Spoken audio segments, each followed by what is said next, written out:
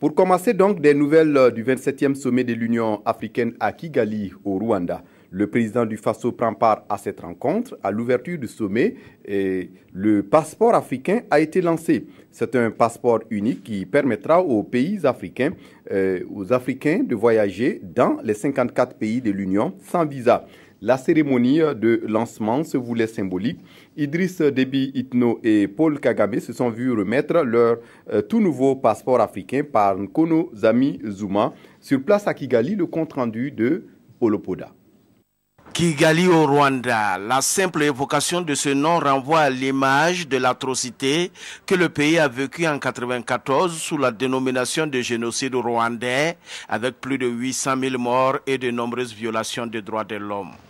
Des droits de l'homme dont le respect tient à cœur la conférence des chefs d'État de l'Union africaine. À cette 27e session ordinaire, le président du Faso et ses pairs célèbrent le 30e anniversaire de l'entrée en vigueur de la Charte africaine des droits de l'homme. Les chefs d'État veulent ici aller au-delà des mots pour envisager l'avenir d'une Afrique unie.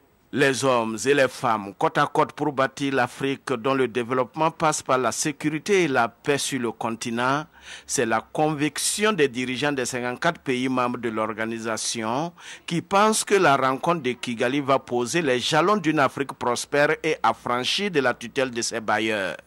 Et les tout premiers passeports africains délivrés ici à l'ouverture de cette 27e session des chefs d'État et de gouvernement sonnent comme une révolution pour l'Afrique de prendre ses responsabilités.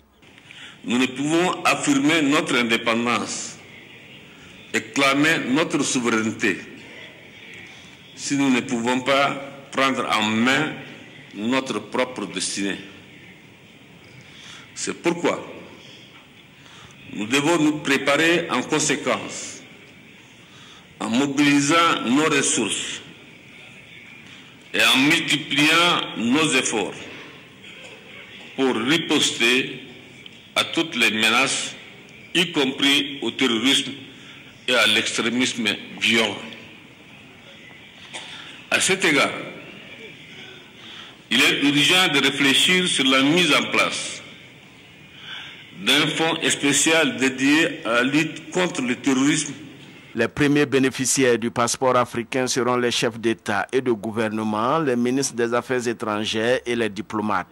L'Union africaine espère voir les pays africains délivrer ce passeport aux citoyens ordinaires des différents pays membres d'ici à 2018. L'organisation nourrit aujourd'hui de grandes ambitions d'intégration économique et politique pour une libre circulation des personnes et des biens. Et à cette session, il est encore attendu plusieurs décisions fortes et engagements pour l'avenir de l'Union.